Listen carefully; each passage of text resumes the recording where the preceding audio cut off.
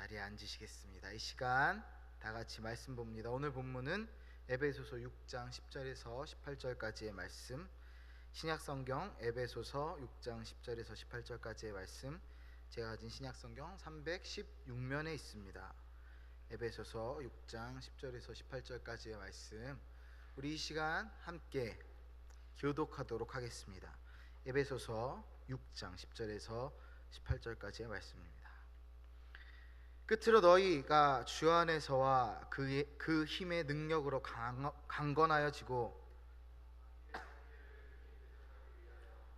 전신갑주를, 우리의 씨 이름은 혈과 육을 상대하는 것이 아니요 통치자들과 권세들과 이 어둠의 세상 주관자들과 하늘에 있는 악의 영들을 상대함이라.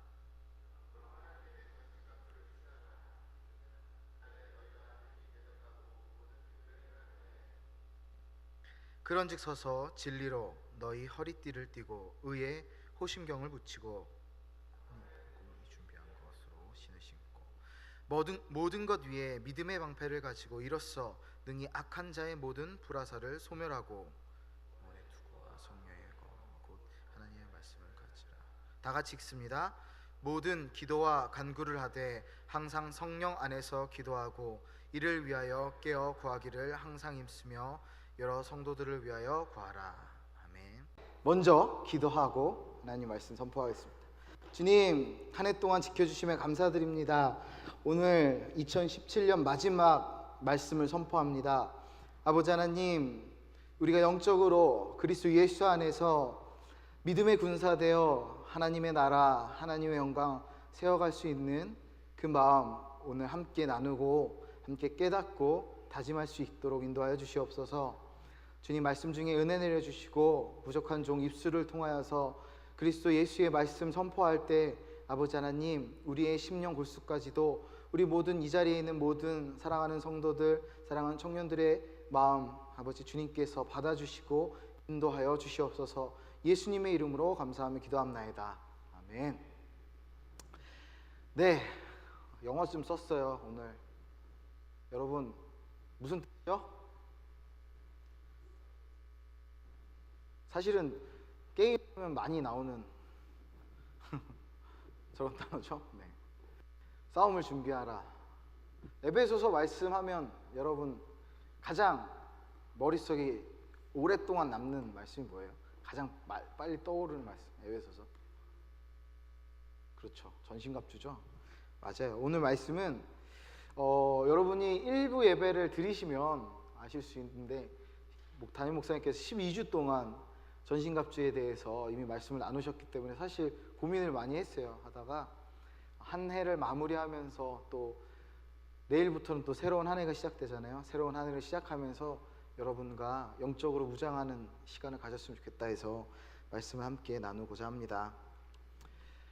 저는 운동을 했어요. 운동. 몸이 뚱뚱해서 믿으실지 모르겠지만 운동 오랫동안 했어요. 검도라는 운동을 한 17년 정도 했었는데 그 운동을 할 때 가장 중요한 요소 중 하나가 이 호구예요. 호구. 이렇게 무슨 호구 그런 게 아니라 이렇게 몸을 보호구. 이 호구는 운동할 때 일단은 근력을 키워주는 용도로도 써요. 그 호구를 입고 도장을 한 100바퀴 정도 돌아요. 물론 도장이 크진 않아요. 크진 않기 때문에 실제로 이렇게 한 바퀴 도는데 뭐 몇 초 안 걸려요. 한 100바퀴 정도 도는데 보통 호구가 한 6, 7kg 되는 것 같아요. 제가 알기로는. 그러면 그 6, 7kg짜리 무거운 거를 입고 막 뛰면 땀이 쫙 납니다. 그리고 이 호구를 쓰지 않고 시합을 하면 어떻게 될까요? 당연히 많이 다치겠죠. 저는 호구를 써도 항상 뒷머리에 혹이 있었어요. 사부님이 때리면 칼이 휘어가지고 뒷머리를 쳐가지고. 그리고 손목에는 항상 멍이 들었었어요. 근데 이게 만약에 호구를 안 쓰면, 호환을 안 쓰면 많이 다쳤겠죠. 당연히. 그만큼 이 운동 검도에 있어서 호구는 굉장히 중요한 용도예요. 보호도 해주고 몸을 단단하게 만들어줍니다. 오늘은 이 갑옷에 대한 이야기, 호구에 대한 이야기를 하려고 해요. 전신갑주, 영적인 호구, 영적인 갑주를 이야기하려고 합니다. 오늘 본문의 배경은 에베소서입니다. 본문은 에베소서예요. 에베소서는 에베소 교회에 보내는 편지죠. 에베소는 사도 바울이 2차 전도 여행 때 설립한 교회고요. 3차 전도 여행 때는요 무려 2년 3개월 동안, 약 3년 동안 체류했습니다. 그래서 목회자들한테 그런 얘기도 있어요. 길어야 3년만 사역하면 된다고, 부목사들은. 그런 얘기도 있어요, 실제로. 그래야지 새로운 역사와 하나님께서 하시는 말씀들이 들어온다고, 교회. 담임 목사님 말고요, 부목사들. 자, 어쨌든 그만큼 친목하고 함께 했던 교회예요, 바울과. 애착이 많았죠. 그런데 그 에베소라는 곳이 지정학적 위치가 여러 문화가 유업되는 상업의 중심지였고 무역의 중심지였어요. 그리고 아데미 신상을 비롯해서 온갖 우상들의 신전들이 있었기 때문에 굉장히 영적으로도 위험한 도시가 에베소였습니다. 당연히 그런 환경들이 에베소 교회를 위협했죠. 그래서 바울은 에베소 교인들을 향해서 그들이 하나님으로부터 택함을 받았고 또 하나님의 자녀가 되었으며 장차 하늘에 속한 모든 신령한 복을 받을 귀한 존귀한 자라는 사실을 에베소서 이 편지를 통해서 상기시켜 줍니다. 그리고 또 세상 마지막 날에는 다시 하나님께서 살림을 받고 그 다음에 하나님께로 살림을 받고 하나님의 보좌 앞에 나아갈 존재임을 가르쳐 주죠. 그 에베소서의 중심 교리를 보면 주 안에서라는 이야기가 계속 나와요. 엔 크리스토라는 단어 계속해서 나와요. 그래서 주 안에서 이 바울 신학의 대표적인 단어라고 한다면 첫 번째로는 믿음으로 의롭다 하심을 칭하는 이신칭의, 두 번째로는 바로 이 주 안에서예요. 주 안에서, 그리스도 안에서, 너희 주님 안에서. 에베소서에는 35번이나 주 안에서라는 단어를 씁니다. 그만큼 하나님의 백성으로 살아도 주를 위하여 죽어도 주를 위하여 죽어도 주를 위하는 주님 중심의 삶을 살아가는 것이 쉽지 않다는 얘기죠. 그만큼 강조되고 그만큼 중요하다는 얘기예요. 이런 가르침 속에서 바울은 에베소 교인들에게 세상과 구별된 삶을 살도록 가르친 후에 그 마지막에 영적 전투 그리고 전신갑주 이야기를 나눕니다. 자, 이제 오늘 본문으로 들어갈게요. 10절에서 13절 이야기는 하나님의 능력을 입고 싸우라는 얘기예요. 전신갑주를 취하라는 말씀을 나누고 있어요. 먼저 에베소 교인들에게 강건해질 것을 권면하죠. 그런데 중요한 건 이거예요. 스스로 강해지라는 얘기하지 않습니다. 영적으로 스스로 강해지라는 얘기가 아니에요. 주님 안에서 그 힘의 능력을 힘입으라 합니다. 그리스도인이 영적 전투에서 승리하기 위해서는 힘의 근원이 주님이신 것을, 예수님이시는 것을 알고 그분의 능력을 구해야 한다는 거죠. 주 안에서 발휘되는 능력이 아니고서는 강건해질 수 없다는 사실은 바울은 너무나 잘 알고 있었어요. 바울이 3차 전도여행까지 전도여행을 하면서 모진 고난과 고통 그리고 어려움을 겪었잖아요. 그 고통과 고난, 육체적인 것뿐만 아니라 영적인 고통 속에서 어떻게 그가 감당할 수 있었겠어요? 바로 오늘 에베소서에서 이야기하는 하나님 안에서, 그리스도 예수 안에서 견뎠기 때문에 그는 그 사역들을 감당할 수 있었습니다. 바울은 앞서 에베소 교인들에게 옛사람을 벗고 새사람을 입으라고 얘기합니다. 바울이 말하는 새사람을 입음은 무엇일까요? 4장 22절 24절에 이렇게 얘기하는 건데 무슨 얘기일까요? 새사람을 입는다. 오늘 본문에 대입해보는 무슨 얘기일까요? 바로 11절 13절에 이야기하는 하나님의 전신갑주를 입으라는 얘기죠. 우리 함께 볼까요? 말씀을 11절부터 13절입니다. 여러분의 목소리로 읽습니다. 시작.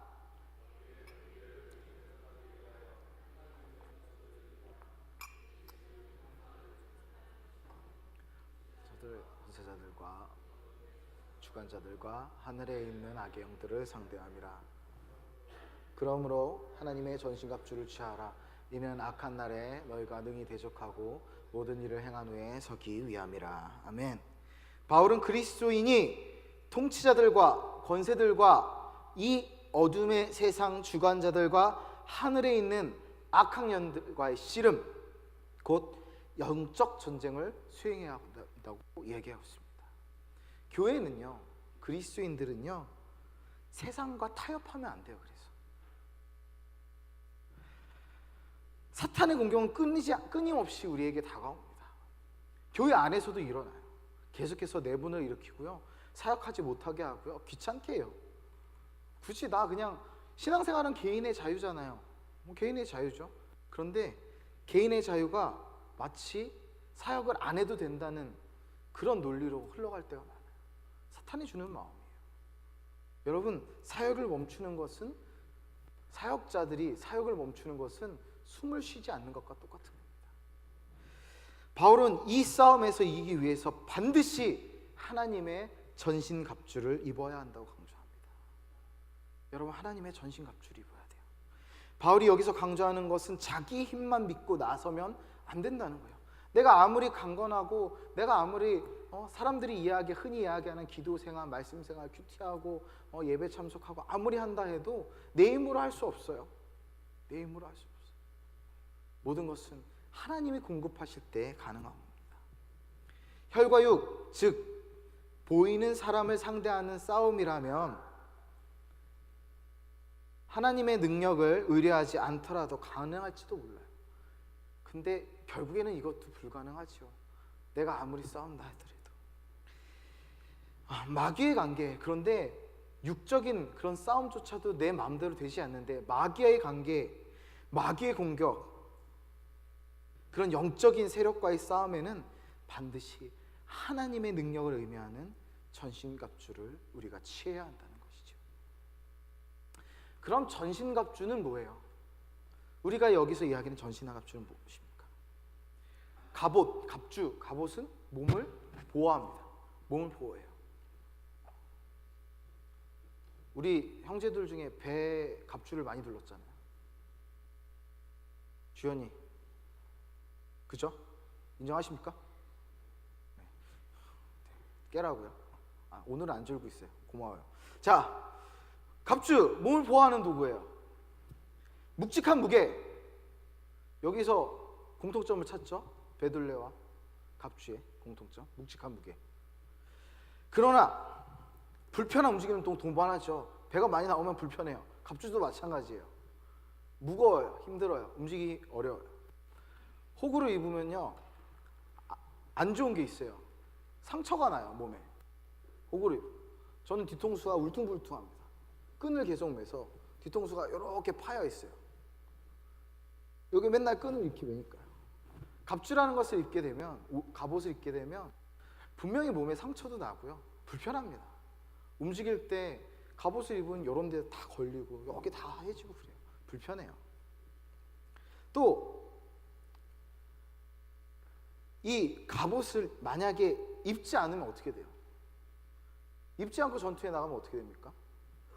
갑옷을 입은 사람과 입지 않은 사람이 신분을 상징했죠. 옛날에 일반적인 병사들은 지푸라기를 얽이고 설거가지고 갑옷을 만들어서 입고, 귀족들이나 아니면 관료들은 튼튼한 비늘 갑옷을 입고 다녔었잖아요. 그건 뭐예요? 더 많이 보호하고 더 묵직하게 보호하는 거.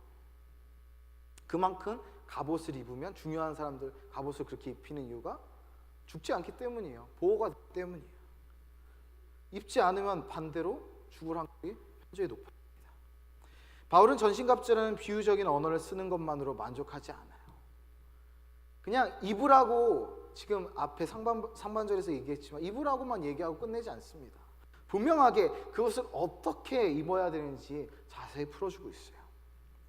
우선 바울은 이 입는 방법에 대해서 이야기하기 전에 계속해서 언급하는 주 안에서라는 단어를 언급합니다. 특히 주 안에 서라, 굳게 서라라고 얘기합니다. 고린도전서 16장 13절에 깨어 믿음에 굳게 서서 남자답게 강건하라 라는 이야기를 해요. 또 갈라디아서 5장 1절에서는 그리스도께서 우리를 자유롭게 하려고 자유를 주셨으니 그러므로 굳건하게 서서 다시는 종의 멍에를 매지 말라. 또 굳건하게 서라고 그래요. 또 빌립보서 1장 27절, 4장 1절에서도 한 마음으로 서서 주 안에 서라고 권면을 합니다. 골로새서 1장 24절, 그리고 2장 7절, 데살로니가 후서 2장 15절에도 동일한 권면을 합니다. 믿음 안에 굳게 서라.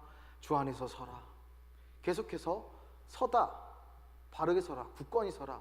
단단히 힘을 주고 있으란 얘기예요. 자세를 잡으란 얘기죠. 방금 소개한 데살로니가 후서 2장 15절 함께 볼까요? 데살로니가 후서 2장 15절 말씀입니다. 여러분의 목소리로 읽습니다. 시작.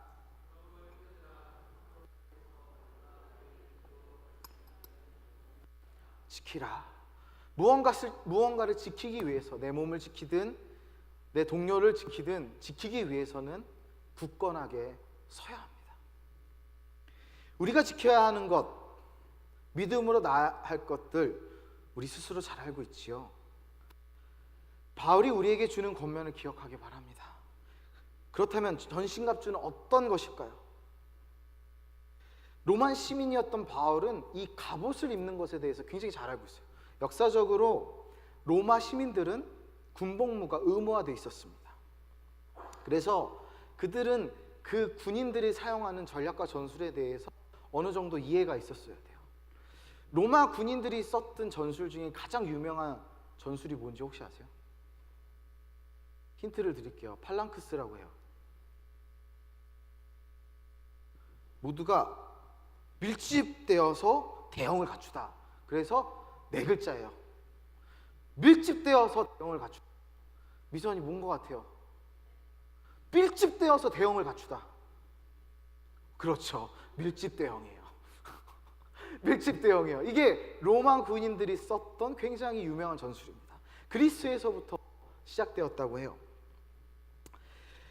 로마 시민들은 의무 복무를 하였기 때문에 자기들이 자신들의 장비를 직접 준비해야 됐습니다. 그래서 그들이 준비하는 장비를 보면요, 일단 이 팔랑크스라는 밀집 대형을 하기 위해서는 방패가 있어야 됐고요. 사각방패 아시죠? 로마 군인들이 썼던 사각방패, 중장보병이라고 하죠. 그리고 장창이 있었어야 돼요. 그리고 멀리서는 화살 같은 걸 쓰는 것이 아니라 창을 썼다고 그래요. 그리고 글라디우스라는 짧은 칼을 이제 백병전을 준비하면서 항상 준비했다. 이 네 가지 무기를 준비해왔고, 마지막으로 갑옷을 준비해서 그 전술을 몸에 다 익혔다고 합니다. 남자들이. 그만큼 개인이 전투에 대한 준비를 철저하게 해야만 했고 할 수밖에 없었다는 얘기죠. 자, 아까 이야기한 밀집 대형은요, 이 네모난 방패를 서로가 다닥다닥다닥 붙입니다.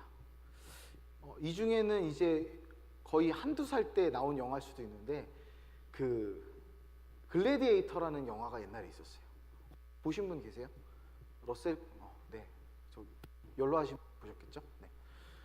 글래디에이터라는 영화를 보면 검투사들이 결투하는 그 결투장에서 검투사들이 싸움을 하는데, 노예 전투사들하고 검투사들하고 이제 그 쥐족들이 고용한 검투사들하고, 그때 나오는 전술이 이 밀집 대형이에요. 마른 목걸로도 하고 네모나게도 하고 때로는 상대방을 포위하기도 하고, 이게 다 밀집 대형의 여러 가지 형태입니다. 그만큼 이 밀집 대형이라는 것은요, 서로가 서로를 바짝바짝 붙어서 단단하게 자기의 자세를 굳건하게 서 있어야 된다. 한 사람이라도 흐트러지면 이 밀집 대형은 의미를 상실한다는 얘기죠. 버티는 거예요. 버티는 거예요. 그렇게 바울은 교회가 하나 되어서 세상과의 영적 전투를 감당하는 것을 당시 사람들에게 쉽게 이해할 수 있는 그림으로 보여준 거예요. 전신갑주를 취하라고 하면서. 바울은 로마 군인들이 갑옷을 입는 순서에 따라 각각 비유적인 의미를 덧붙여서 우리의 전신갑주를 소개합니다.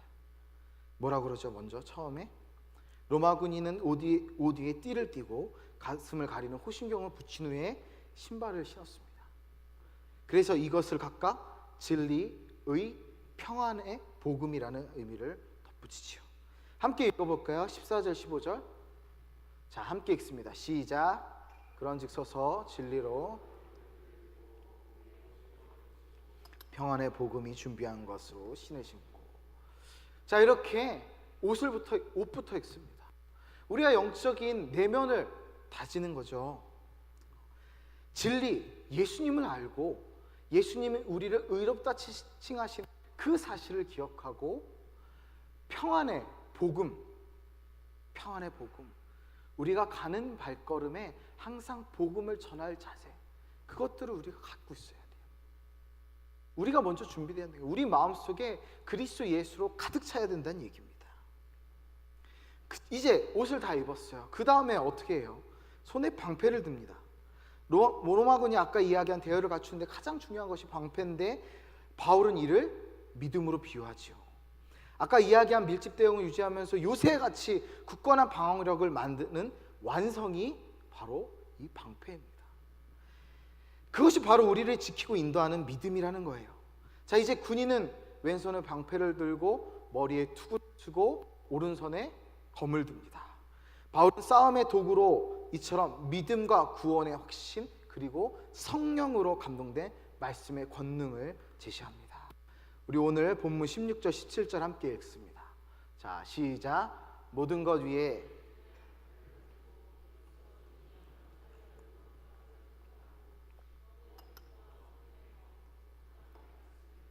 아멘.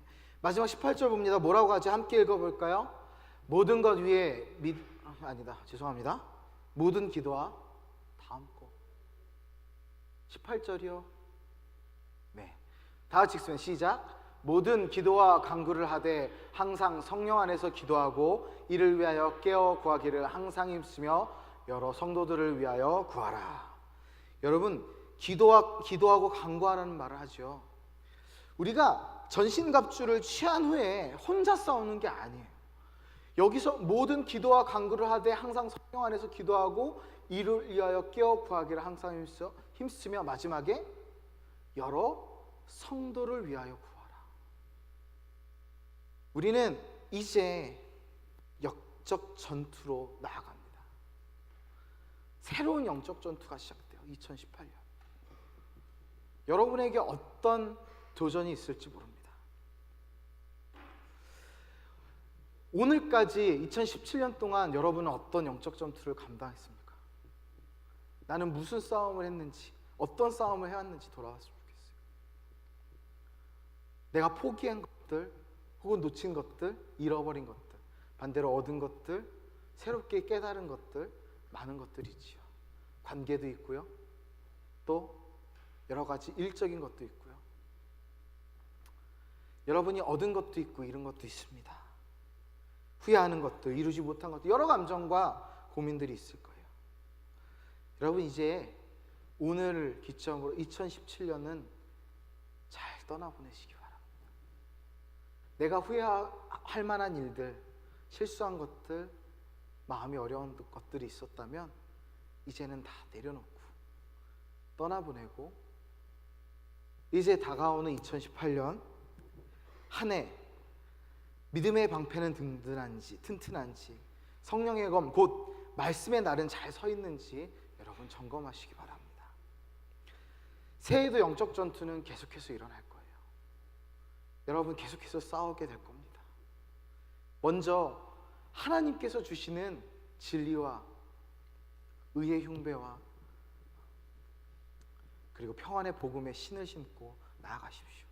그리고 나아가서 전투가 시작될 때 그 어떤 공격 속에서도 흔들리지 않도록 정말 서로가 서로 의지하며 밀집대응, 교회가 하나 되고, 다른 걸로 하나 되면 안 돼요. 우리 교회만 하나 되는 게 아니에요.